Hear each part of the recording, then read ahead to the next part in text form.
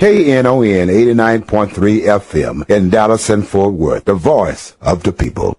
Business owners, tell KNON's listeners about your business. You can put your business or event on KNON. KNON currently has space available to run announcements for you.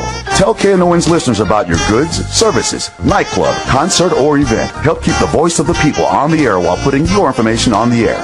KNON's been named the #1 radio station in Dallas by both the Dallas Observer and D Magazine. Put your business with Dallas's #1 station.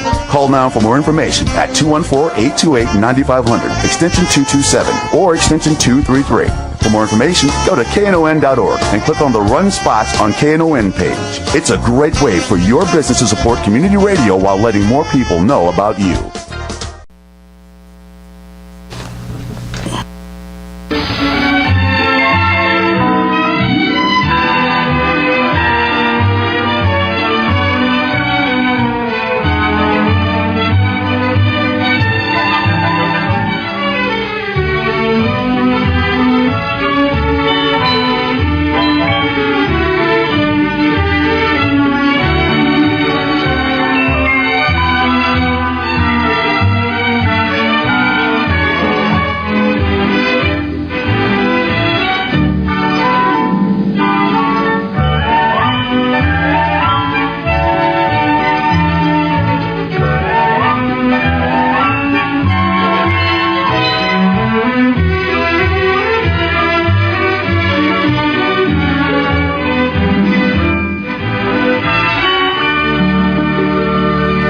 And good morning and welcome to Lambda Weekly. I'm David Taffet and I'm here in the studio with Lerone Landis and the late Patti Fink. Of course, the late Patti Fink isn't here yet. She will be joining us in a few minutes. She's taking a new route, so she will be late. So that's why she's today late. Only. Okay. David, taking a new route, does that mean she was someplace else and coming here? I don't know. Because that's what her Facebook said. I don't know. Clint sold you out. Well, Patty will be with us in a minute. Our guest today is Lesléa Newman. She is the author of a new book entitled October Morning. What is the exact title? October Morning, A Song for Matthew Shepard. Now, this book, I was going to read a piece of it, and I talked to Lesléa before the show. I can't, because I break down every time I do. But the other thing that Lesléa is known for is her book, Heather Has Two Mommies. And, of course, that's one of the most banned books because she is such a threat. Lesléa, welcome. Joe. There you are. Welcome to the show. Heather Has Two Mommies, one of my favorite books. I give it to all new parents that I know who need to read it to their kids. And he does, and I have one because I had a new kid 4 years ago. Mazel tov. Tell us the story of Heather. How did that come about? Well, this is a story that has become an urban lesbian legend, but it happens to be true. I was walking down the street in Northampton, Massachusetts, and a woman stopped me, and she said, "I don't have a book I can read to my daughter that shows a family like ours. Somebody should write one." And she gave me that, that lesbian look that says, "You will do as I say." So I know that look. So I wrote the book, and I couldn't find a publisher, so a friend and I published it ourselves, funded by $410 donations, and then the rest is history. It's funny, you invented crowdsourcing. I did. This was before the internet. This was by, sitting in my living room, my friend and I licking envelopes, putting stamps on, and sending them out. Tell me about writing, Heather, because you had nothing to base it on, really. And it really is subversive. Heather goes to a park on a picnic. She does things like that with her moms. How did you come up with these horrible things for a kid to do? Well, yeah, I know. I basically took out armloads of picture books from the library to read and get used to the form, and then look around and see all the families, two-mom families around me, and just kind of put the story together. So you went on lesbian picnics then, specifically, that were so different than what straight people do with their kids, right? Well, the big difference is the incredible amount of hummus. Can't be a lesbian picnic without hummus. Exactly. Now, Lerone, before the show, you were saying just today, or just this week. Just this week, I have a mother. My daughter has asked that she just asked if she come out of a woman's belly, and I said yes. And that's where the conversation started and stopped. But I know it's coming. She's going to ask who her mother is one day. She knows very much about this book. We have read it many times. But I just think it's great because at least she has something to see that all families aren't the exact same as far as the way they look anyway. Right. Well, I do also have a two-dad book. You know that? Yes. Yes, you do. Daddy Papa and Me. Mm-hmm. Right. And then also, I do have an adoption book. So it's not the same in a way, but it's about two lesbians who adopt a little girl from Guatemala, and they do very briefly discuss her birth mother in that book. Oh, okay. What's the name of that one? Felicia's Favorite Story. Okay, we'll look for it for Lerone. Yeah. No, but Lerone, you also said that a mom came up to you this week. Yeah. A mom at school came up to me this week and said, we had a lesson today. And, of course, I had this look on my face like, what are you talking about? Her daughter, who's Gabrielle's classmate, said that she brought up the fact that Gabrielle had two daddies. And I guess she was a little sad about it because she said, well, I want two daddies. Because she doesn't have a dad at all. Well, okay. Let me rephrase that. She does have a dad. Of course, she has a father, but he's not in the picture. She has a single mom, and her mom just had to explain to her that yes, her dad still loved her, but that Gabrielle was just lucky. She just happened to have two daddies. So I just thought that was an interesting twist to it. This little girl I did once have a little boy say to me, how come I only have one mom? I wish I had two. Yeah. So kids really, they don't have this preconceived notion that, a mom and a dad is the best family and everything else is second rate. I mean, their notion is, this is the person or these are the people who love me and take care of me, so this is my family. End of story, until somebody says something else to them. Yeah, kids are just completely open. They don't have these preconceived notions. A friend of mine here is a rabbi, and his wife is a rabbi. And one of their kids, when he was young, had a friend who had two dads. So they're talking and playing one day, and they were about 6 years old. And one of the rabbi's kid looked at the other one and said, how come you have two daddies? And the rabbi was thinking, oh, my God, what are we going to do? I'm going to have to go through this. But the other kid looked at him and he said, I don't know, why do you have two rabbis? Well, I made me, as soon as you said that, I thought, Heather has two rabbis. Yeah. It should be my next book. Yeah, it should be. And not only that, but you've redeemed the name Heather from its, erstwhile I know. reputation. Well, sometimes I think, it's kind of like Lolita, like nobody's going to, use that name anymore. I don't know. I think a bunch of lesbian moms would name their kid Heather. Perhaps. Absolutely, yeah. Now, can you talk? I don't know. Is this the first? This is the first I had ever heard of a children's book for a same-sex household. Is it the first one? As far as I know, it's the first one that portrayed a happy family. There was a book, I can't remember, or a story actually, I can't remember the exact title. It was something like When Jenny Went Away or something like that, and it was a short story published in Ms. Magazine about a girl who had two moms and one mom left the family. Oh. I was about to say know. that at least we're not lesbian vampire serial killers. No, but what the heck, now we have gay marriage, we're going to have gay divorce, right? That's just the way it is. Right, but that's okay after we've had a whole body of work published, but not as the first one. Yeah, exactly. Yeah, I mean, the first one needs to be something like Heather Has Two Mommies because, it shows a normal, healthy family. Right. And shortly after this was Daddy's Roommate? Daddy's Roommate. Yeah, they came out at about the same time. Okay. Yeah. Well, it's a badge of honor, I think, in our community to have protesters, I mean, if we do an event and there aren't any, we're kind of disappointed. Damn, So I think it's really special that the Wichita Falls, their library was having your book on the shelves. And that was a big to-do. Oh, yes. And the pastor there has moved now to Dallas, of course. He's at First Baptist Dallas, who was leading that effort. And I realized that was him. That was him. Oh. So have you heard from him? Like, what kind of trouble is he causing? He puts on his marquee outside the church, homosexuality is a sin. And Gay is not okay. Gay is not okay. That kind of nonsense. It's really, he's pretty virile. Yeah. about all of it, and virulent, I should say. I shouldn't say he's virile. But Vile. vile. There we go. Yeah. But I would think that that's sort of a badge of honor if you can Well, draw them the worst of them. This is a tiny book that, as you said, was crowdsourced, and I never thought anything would happen. I just thought I hope I sell enough to make it worthwhile, because I did put in a little of my own money. Sure. And I had no idea what would happen, and that it's still in print all these years later. So you didn't expect the fallout? No. Well, for those Yeah, who because don't know, nobody can was you kind of interested in tell us? publishing it, so I didn't think anyone was going to really care. Oh, Right. I mean, Right. the other thing about books is there are millions of them. And for one book to have made that kind of an impact is amazing.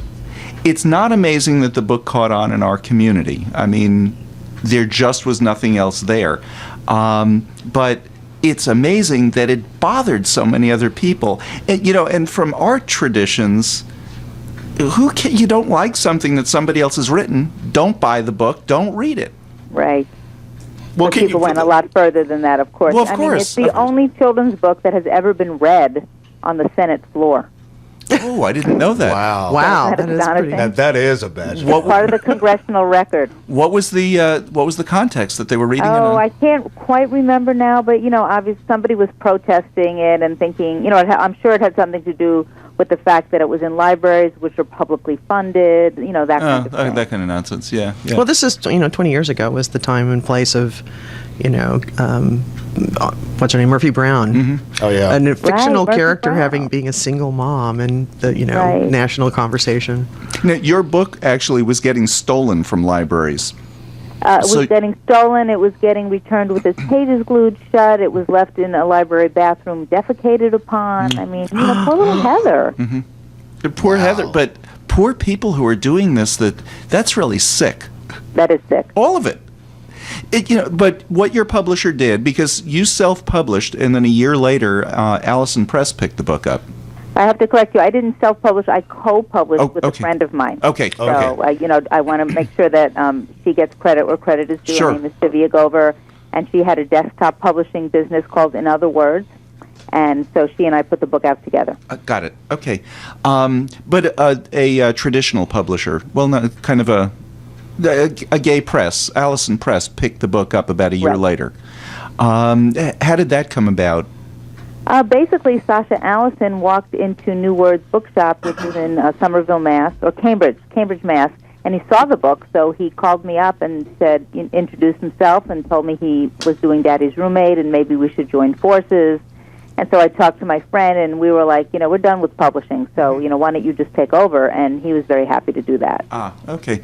And then during this period where all these books were getting stolen and torn up and Brutalized. ruined, he offered to the first 500 librarians a free copy. Yes, and he fulfilled that.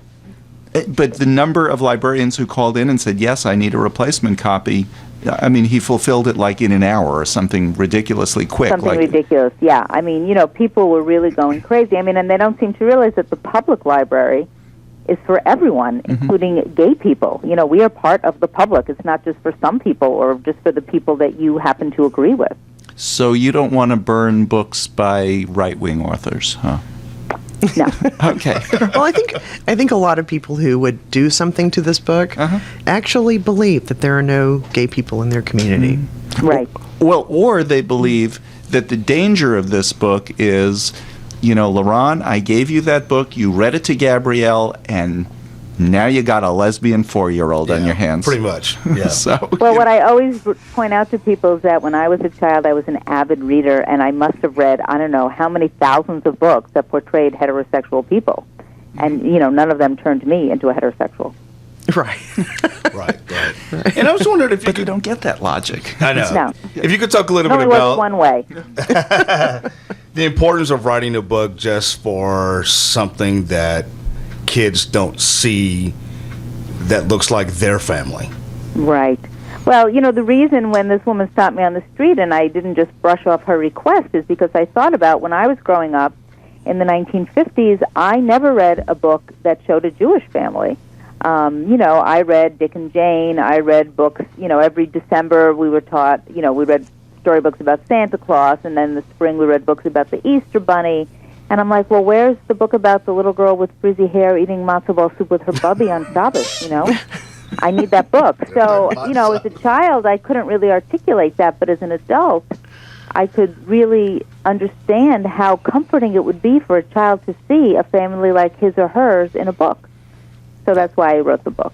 And I think that's really important. I attended a women's event here in Dallas the day after Election Day last fall, and Gina Davis was the speaker and talked about her work in looking at the media to see images of girls and women, and how meager and how stereotyped those images still are, and few they are. Even but the impact of Gina Davis with a bow and arrow, "Be Still My Heart." I know. That image is just, a strong woman archer. When do you see that? Never. Right. Oh, exactly. And she was writing books for her daughter because she wanted her daughter to see different things than she was getting in the media and in society. But she did this correlation between what little girls see as their possibilities in life and just portrayed in the media and throughout society. And it's really sad, but it does have an impact. It does. And so I think books like this are so important because if you don't see yourself in what you're reading in the world around you, you don't see yourself in the world around you. Exactly. Leslie, you were saying that you just didn't see any Jewish portrayals in the media, and most people think right away, yeah, but the studios were all, founded by Jews, and there's so many of us Jews around there. But if you think about it, what was a great composer like Irving Berlin writing? Christmas White songs. Christmas and Easter Parade. Right. Right, so you wanted the Christmas tree. Of course. Yeah. Barbra Streisand has a Christmas album. Exactly. Well, one of the best-selling, her and Neil Diamond, two of the best-selling Christmas albums of all time. On the other hand, Connie Francis has the greatest Jewish hits, which I love. There we go. A little bit of redemption. Do we need to take we need to take a break in just a minute. I wanted to ask you one quick question. You're from Brooklyn. I am. You had a bubby, and you're saying, you had matzo balls. Okay, you're from Brooklyn. I'm from Yonkers, so I'm going to talk to you like this. Where did that accent mark on your name come from? People in Brooklyn don't have accent marks. That's true. They have accents, but not accent marks. Exactly. See, when I was growing up, I was put in the boys' gym class in high school, which was mortifying, and I got a draft card. And so I decided to change my name. I was going to change it to Leah, but I didn't really like that, and I always wanted to be famous, so I thought I'd come up with a unique name, Lesléa, and nobody was saying it that way, so I put the accent on the E, and it's an accent of stress. Got it. Gotcha. Okay, so it wasn't your bubby who gave it to you? No. Okay. Does she like it? She never called me anything but darling or mamalo or bobolo. Okay, good. We're talking to Lesléa Newman. Her new book is October Morning, which we're going to talk about right after the break. October Morning, a song from Matthew Shepard. We've been talking about Heather Has Two Mommies, which is a children's book classic. And she's one of the most dangerous authors in the world, one of the most banned authors in the world. We'll be back with more Lambda Weekly right after this. So much pain, we don't know how to be but angry. Statistics say 1.5 million teenagers experience dating abuse every year. Only 33% report it. Let's break the cycle. Love is not abuse. If you or someone you know is experiencing teen dating abuse, get help now. For immediate, confidential assistance, call 866-331-9474 or log on to loveisrespect.org. You can also text Love Is to 77054. To learn more about what abuse is and the resources available to you, visit loveisnotabuse.com. You don't have to be afraid. Call 866-331-9474. Store the number in your phone for future use. 866-331-9474. Know how to get help for yourself or someone you know.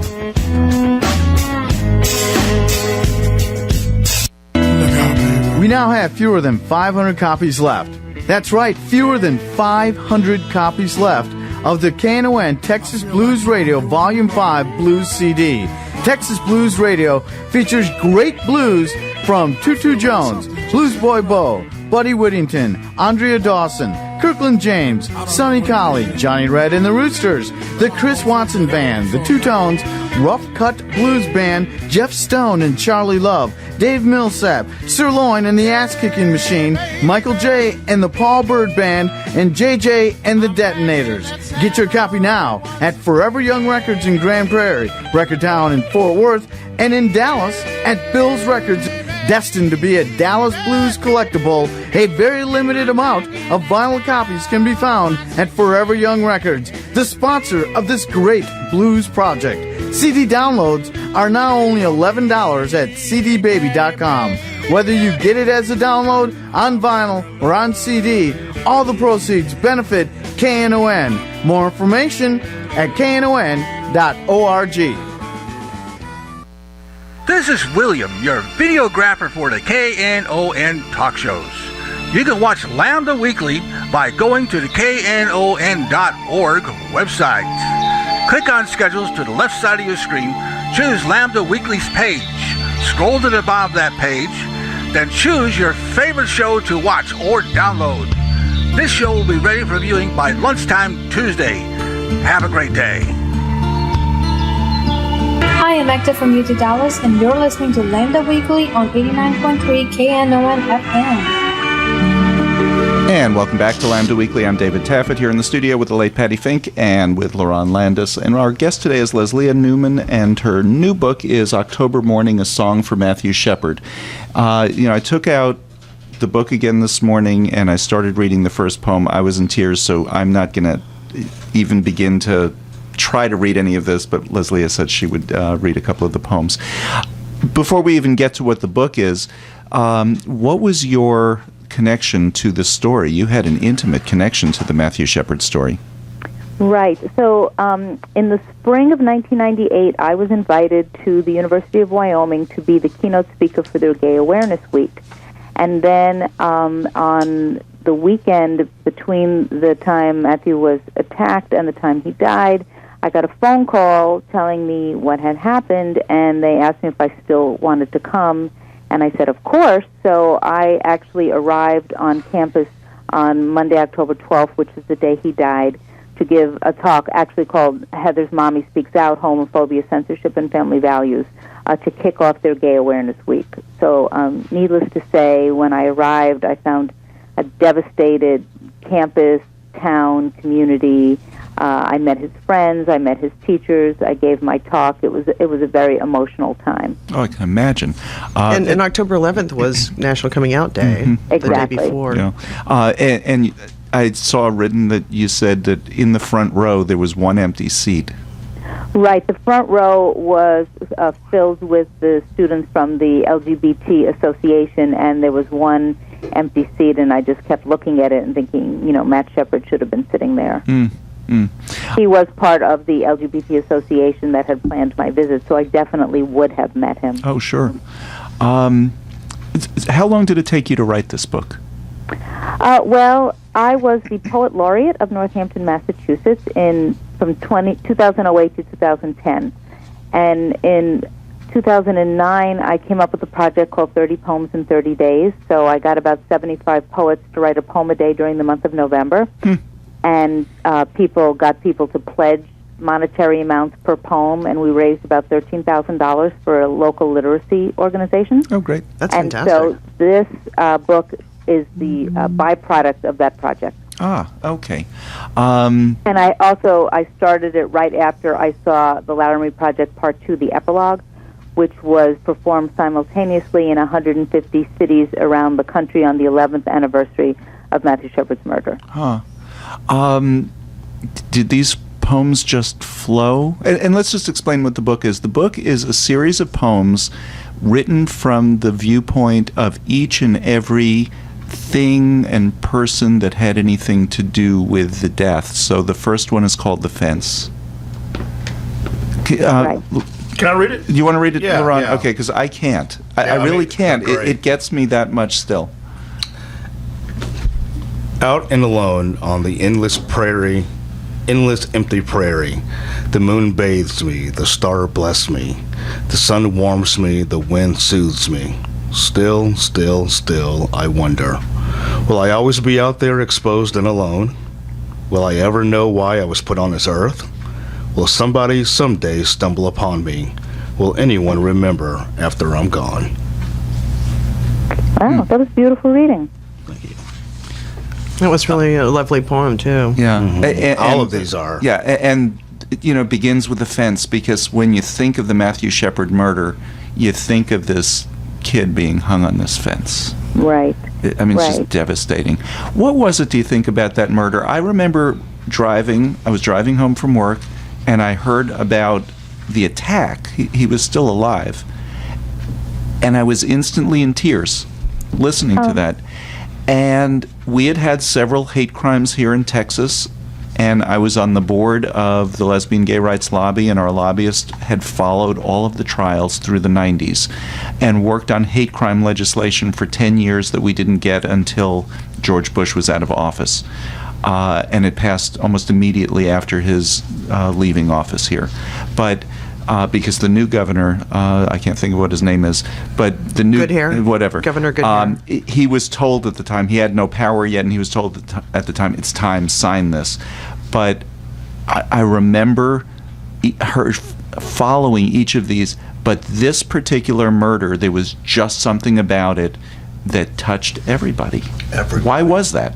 Well, I think there was a lot of things going on. First of all, Wyoming has such a mystique to it. You don't really ever hear about Wyoming. It's one of the most least populated states in the country. And in fact, a friend of mine told me who's from Wyoming said that their biggest export is people.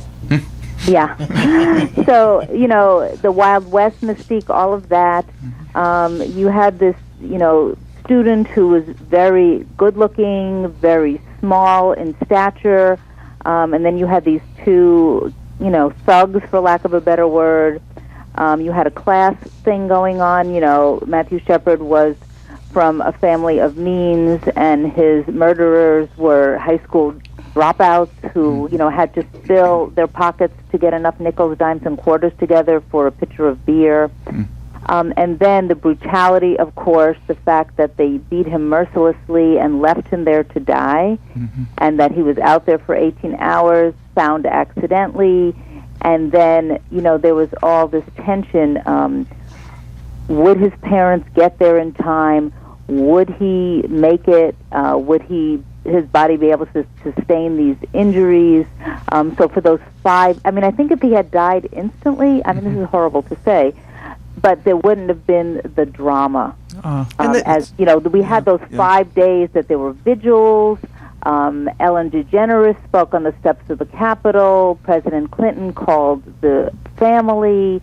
All kinds of things were going on. Well, most riveting for me was that the cyclist who was going by thought it was a scarecrow. Right. Yeah. And that was just daunting to me. To think. Right, and then, of course, the homecoming parade in Colorado had that horrible float with the scarecrow, with the words "I'm gay" painted on it. So there were kind of more and more things added to the story that made it even more and more disturbing. And another thing, I find it interesting, despite the Laramie Project and everything else, I found your description of what was going on in Laramie at the time to be interesting. Now, in Dallas, we were known for years as the city of hate because we were the city that killed Kennedy. Right. And as if the whole city did it. I think Laramie kind of got that, it happened in Laramie, Wyoming. Probably most people there were, they didn't care. But that's not true. People there were horrified by it. People were horrified, and it was so upsetting to the community because the 2 murderers were very well known.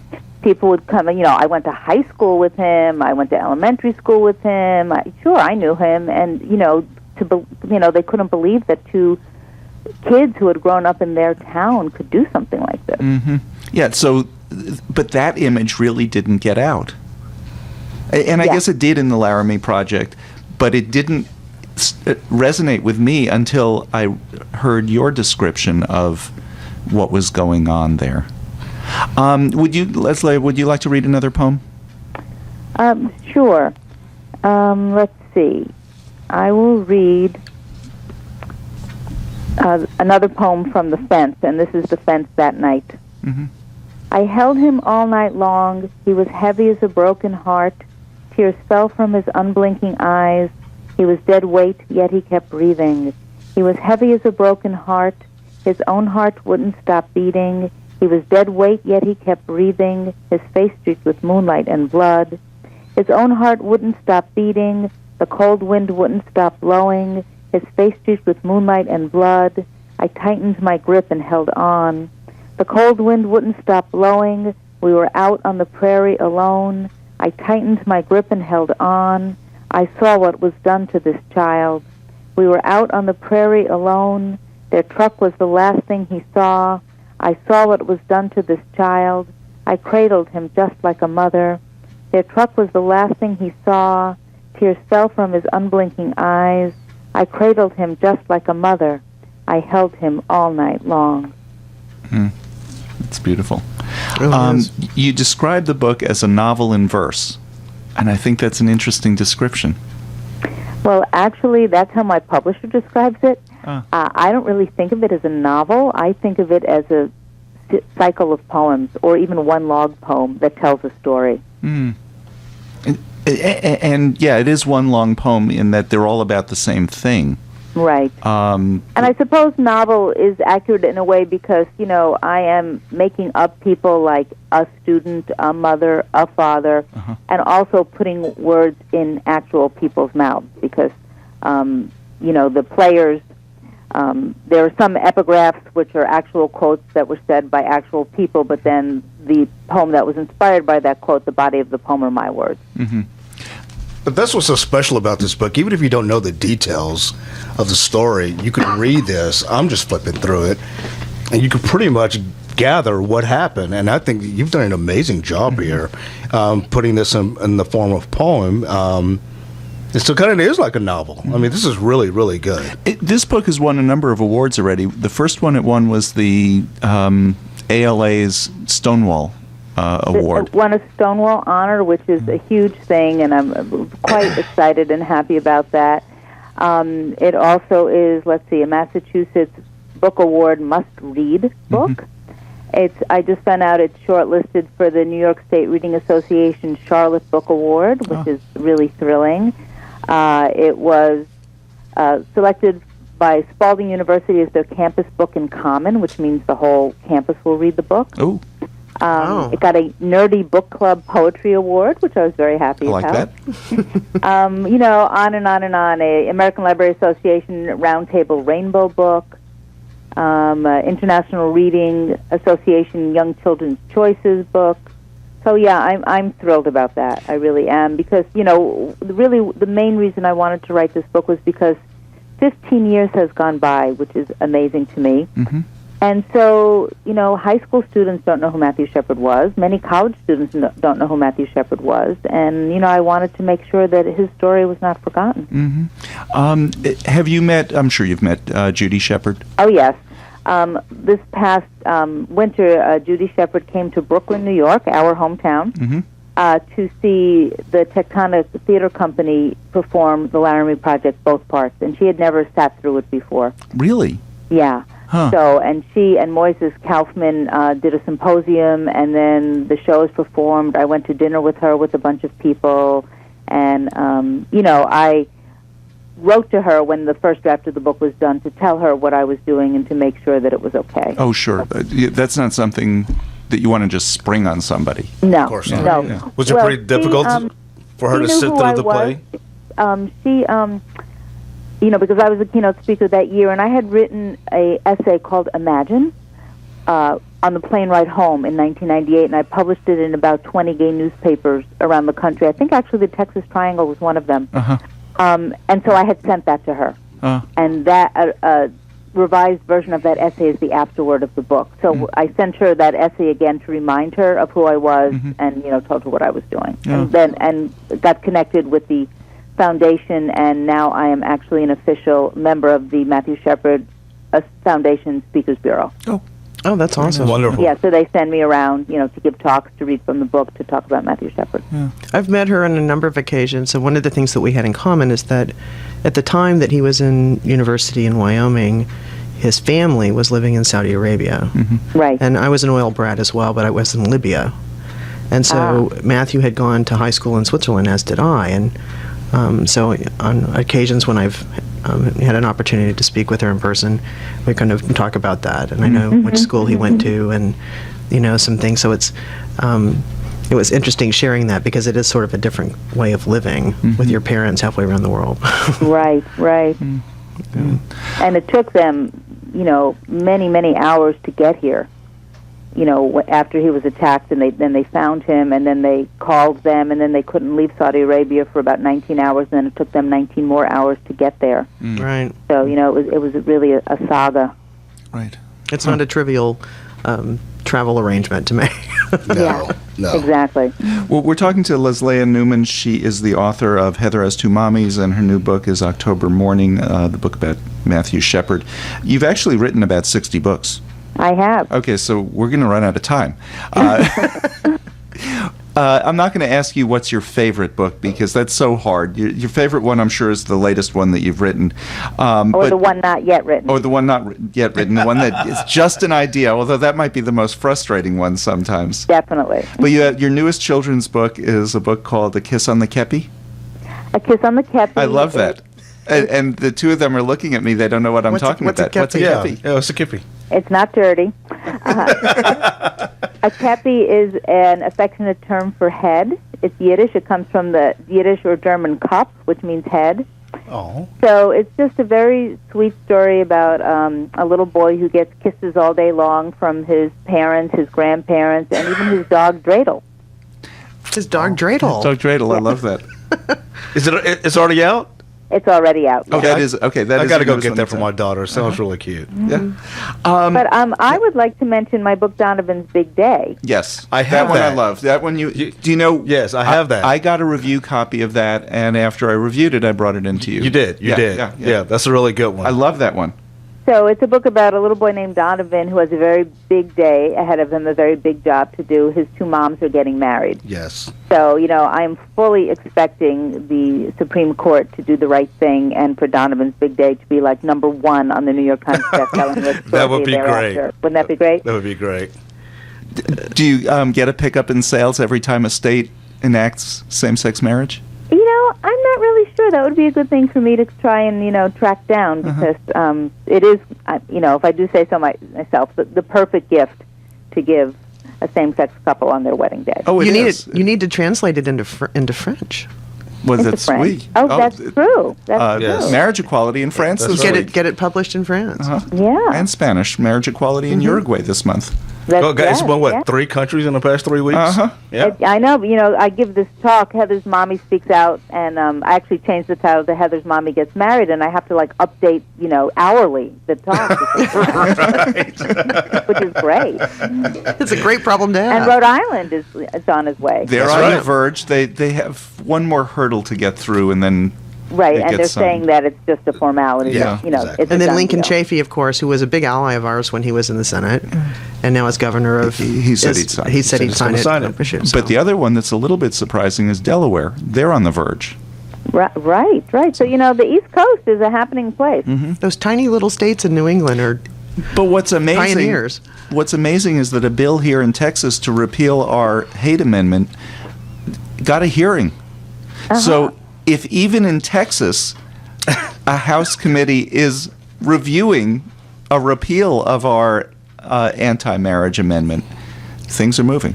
Things are moving. They are moving in the right direction. We need to take a break. We're talking to Lesléa Newman. Her newest book is A Kiss on the Kepi.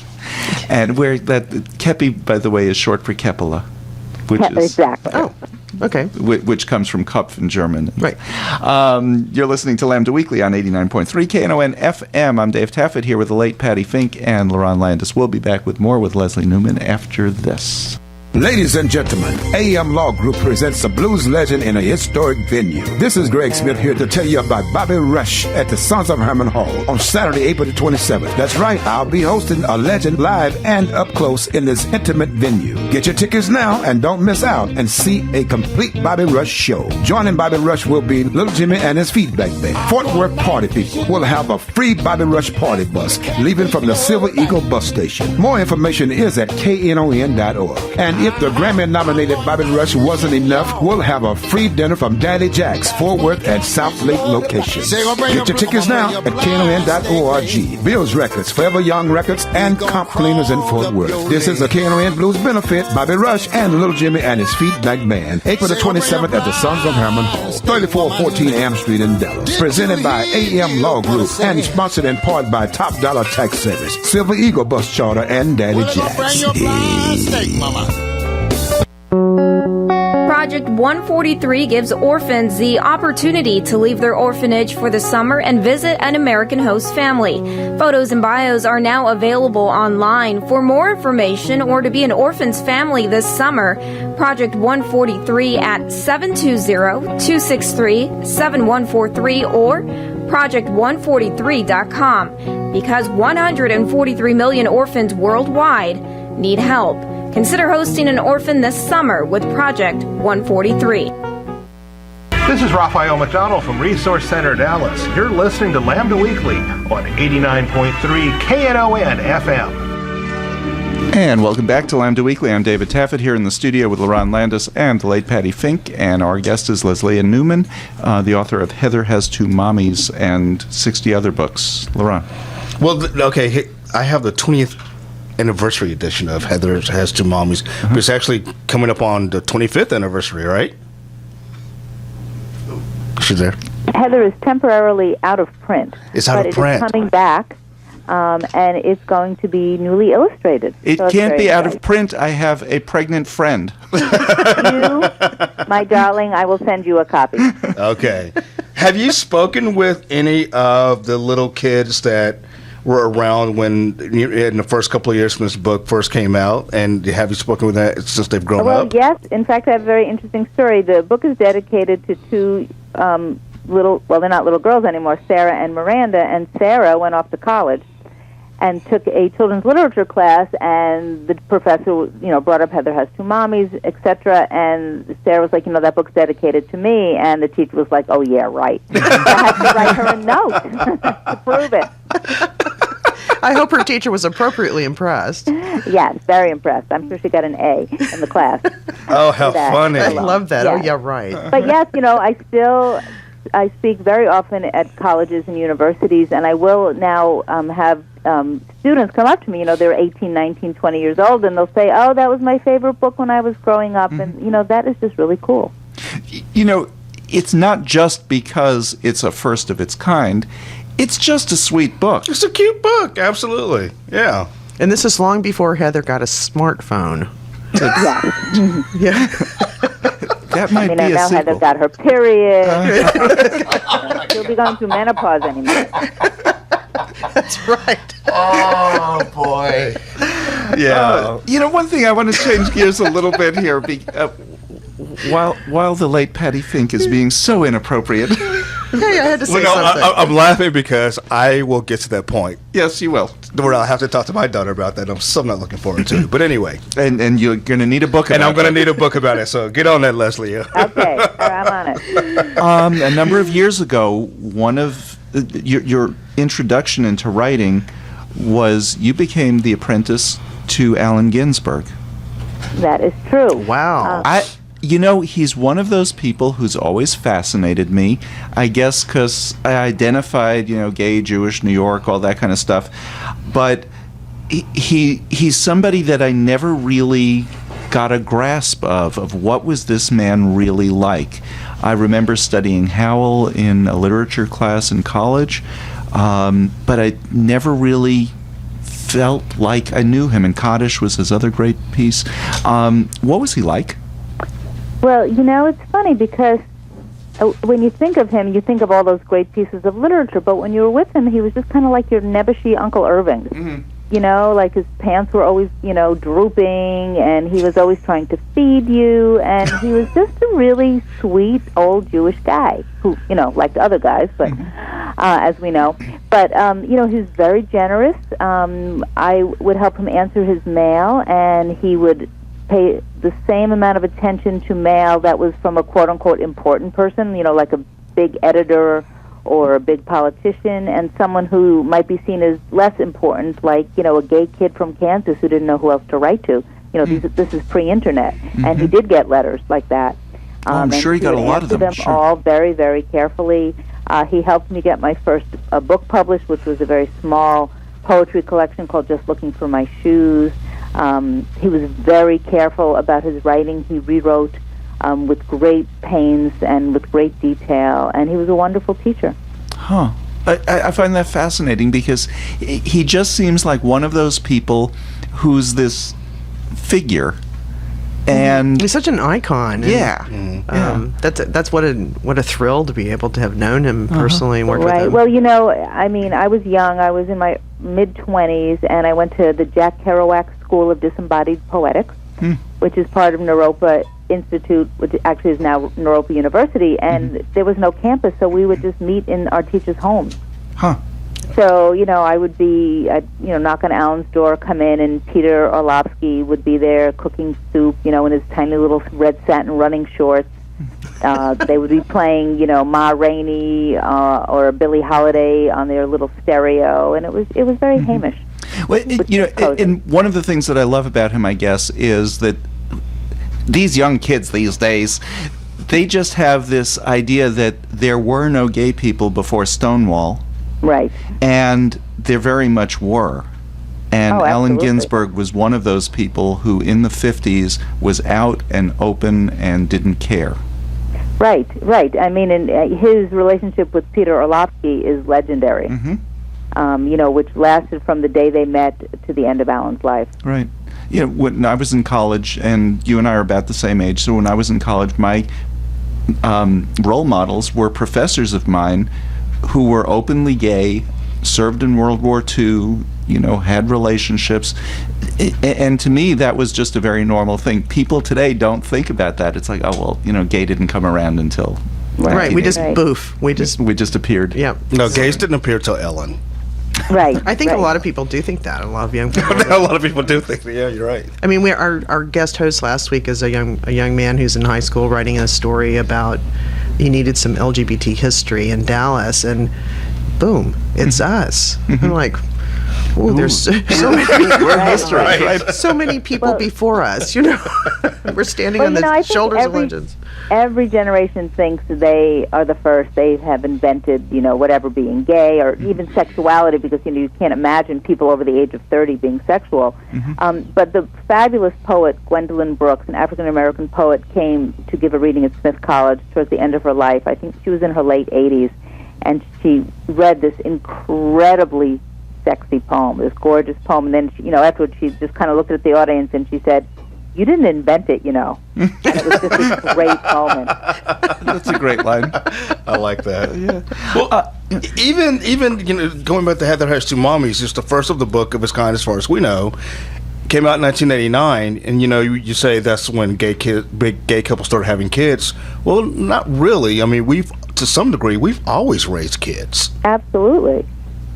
It wasn't something that was brand new, but what I think is amazing about the book, it was before we were really seriously thinking about legal marriage equality. Right. True. That's true. That didn't come until the 90s. Another story I want to go to, because we're going to run out of time. But I was just going to make the comment, the term Boston marriage has just completely changed its meaning, I think. It has. That's true. That's true. You wrote a story that's the name of your anthology, A Letter to Harvey Milk. Yeah, A Letter to Harvey Milk is the title story of a collection of 9 short stories of mine, and each story focuses on a different Jewish lesbian. That particular story, A Letter to Harvey Milk, has really taken on a life of its own. It's been in many anthologies. It was made into a one-person play. It was made into a short film. And its newest incarnation is it has been made into a musical with 18 original songs. Oh, wow. And it was performed this past summer as part of the New York Musical Festival, and it won the Most Promising show of the festival. Oh, that's Yeah, going to so go that's- on from there to maybe tour or. I hope something happens with it. I'm not in charge, which, I mean, I can't believe I'm saying those words because I like to be in charge of everything. But, there were two very talented women who optioned the story, and they wrote the lyrics and the music, and then they hired somebody else to write the book. And so, they are the owners of the entity that is the show. And hopefully they will continue to pursue and give it some life. Tell us what the story is, just real briefly. A Letter to Harvey Milk is actually the diary of Harry Weinberg, who's a 77-year-old Jewish widower who takes a creative writing class, and he doesn't know that his teacher is a lesbian, but he does find that out, and she doesn't know that he was a personal friend of Harvey Milk's. So she finds that out, and then they bond, and then several more things happen, which I won't tell you about because I don't want you to ruin the story. Yeah. Your book, you don't do a whole lot of daddy books, but you did one, Daddy Papa Me. Yeah, I also have a book called Daddy's Song, which is about, there's a dad, but there's no mom, and there's no other dad. So, there really could be, it could be about a single dad, a dad with a wife in the other room, a dad with a husband in the other room, but it's a lullaby from a dad to his daughter. Oh. Oh, wonderful. So Wonderful. I got to get that one, too. Yeah, you do. You have a whole library of books you have to fill in with here. I'm headed to Amazon. Yeah, and so that's one of the things that I find so amazing about the criticism of you is that there have been, these crazy people like the one who wanted to take your book out of the New York curriculum because how can how can we teach all about sex going on? And it's like, have you opened one of these books? I was about to say. It's like they're going on a picnic. There's probably more sex in Dick and Jane than in any of these books. Probably is. Yeah. You have done some adult books, though. One book that you wrote is called Bedroom Eyes, Stories of Lesbians in the Boudoir. That was a book I edited, so it's an anthology. I think there's maybe 20, 25 writers who all contributed a short story. But I have a novel for adults called The Reluctant Daughter, which is about a fraught mother-daughter relationship. I had the short story collection, A Letter to Harvey Milk. I had a novel called In Every Laugh a Tear, other short story collections, Every Woman's Dream, Girls Will Be Girls. So I actually started off more as a writer for adults and became more known as a writer for kids. I have a couple of poetry collections, Nobody's Mother, Still Life with Buddy. Your novel Jailbait, it's about Jailbait. That's about bullying, and you wrote that actually before bullying became the national thing that people could relate to. It's about a teenage girl who thinks she's in love with a much older man who is really abusing her. But the story is told through her point of view, and she is an unreliable narrator to what's going on in her own life. And then there's also a high school boy in her class who does bully her. Mm-hmm. Yeah. And she does get back at him, I must say. Wow. Interesting, real variety of things that you've written. What are some things that you haven't written yet that you'd like to? Well, right now I'm writing a book of poems about my mom's death, recent death, and all the poems are in form. So that's my current project. In terms of what I haven't written but I want to write, no one's ever asked me that. That's a really interesting question. I would have to really think about it. Mm-hmm. I know I'll never write a cookbook. That I can guarantee you. And if you did, I'd never use it. With kids growing up today who've been brought up in homes, like Zach Walls, the wonderful Zach Walls, who's was raised by two mommies in Iowa and has been such a great advocate and voice for our community. Do you think you'll ever write a book? Maybe Heather has two kids. I don't know. To talk about that. That this today's generation who read this book as a child would then talk to their children about LGBT people. Well, I have been asked to write a book about a kid who has two grandmothers, which I have to point out, the kid would have to have 3 or 4 grandmothers, right? Because, I have 2 grandmothers, but they weren't married to each other. So it's a math problem. Right, I have too, yeah. Right. It's a math problem. So there's that. I would like to write a book about a kid who has 2 lesbian aunts who are married. because I have a nephew. Cool. So, I'm thinking about that. But, I don't usually get ideas by thinking about them. They usually come from, out of nowhere. Mm-hmm. And they're gifts. So I kind of wait for them to happen. Oh, okay. Well, they're all awesome. Just really fantastic. It's a delight to have you on the show today. Yeah, it really is. I'm looking forward. You're coming to the conference in Winnipeg. I am. I can't wait. I am looking forward. I can't wait to hear about it when you come back. Yeah. Well, okay, so here's my question for people who don't know what this conference is, because they'd have no reason to.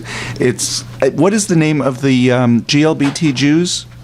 It used to be called the World Congress of Gay and Lesbian Jewish Organizations. Right. Now I think it's called Neharim? I'm not sure what that means. Yeah, I have no idea what that means. I have no idea what that means, so we should be good little Jews and find out. Okay, so why Winnipeg? How many gay Jews are there in Winnipeg? I don't know, but we're going on some fabulous city tour that I think ends in a boat ride, so that's what I'm excited about. I'm looking forward. I've never been to Winnipeg. I've seen pictures. It's a gorgeous city. Nobody else has either. Nobody else has either. Yeah, I guess every year, every 2 years, whenever this conference happens, they go somewhere else. Why they picked Winnipeg, I have no idea. Because we hosted it back in 1997, and it's every 2 years. We had about 400 or 500 people here, something like that. So Estelle Getty came. It was a lot of fun. But I think it was in Israel one year, which makes sense. I did go to it when it was in Israel one year. It was the first year of Gay Pride in Israel, the wildest Gay Pride I've ever been to. And that was just the first year of it. So I'm looking forward. We'll see each other there. I want to thank you again. Is there a book that we didn't mention? Oh, I know one book I wanted to mention. And this goes right off. One of your new books, Here's the World, A Year of Jewish Holidays. Right. Here's the World is a book in rhyming couplets that just kind of gives a little snippet of each Jewish holiday. And then in the back of the book, there will be a longer explanation of the holiday and then a recipe or craft for each holiday. So you have written a cookbook? Pardon? You have written a cookbook. Oh, well, I guess there you have it. Oh, my God. I didn't even think of that. I can cross that one off the list. But I would love to mention, because you have been so fabulous, my book, The Boy Who Cried Fabulous.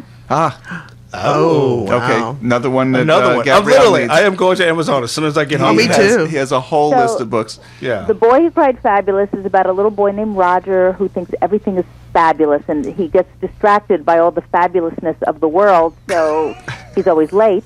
So his parents banned the word fabulous. So he's related to Pattie. He's always late. Pattie needs to get that book, too. I'm going to be spending money on Amazon today. So then, of course, instead of everything being fabulous, things are, splendiferous and, magnificent and all that. But by the end of the book, Roger's parents realize that he is the world's most fabulous son. Oh, Lesléa Newman. She's the author of Heather Has Two Mommies. If you have never read that book, I don't care what age, get it. Go to your library. All of our libraries have it.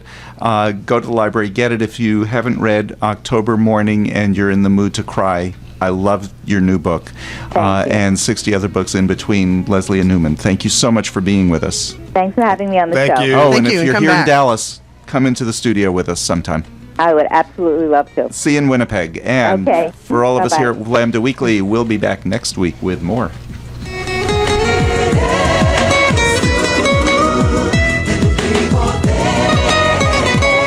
KNON 89.3 FM in Dallas and Fort Worth, the voice of the people. Business owners, tell KNON's listeners about your business. You can put your business or event on KNON. KNON currently has space available to run announcements for you. Tell KNON's listeners about your goods, services, nightclub, concert, or event. Help keep the voice of the people on the air while putting your information on the air. KNON's been named the #1 radio station in Dallas by both the Dallas Observer and D Magazine. Put your business with Dallas's #1 station. Call now for more information at 214-828-9500, extension 227, or extension 233. For more information, go to KNON.org and click on the Run Spots on KNON page. It's a great way for your business to support community radio while letting more people know about you.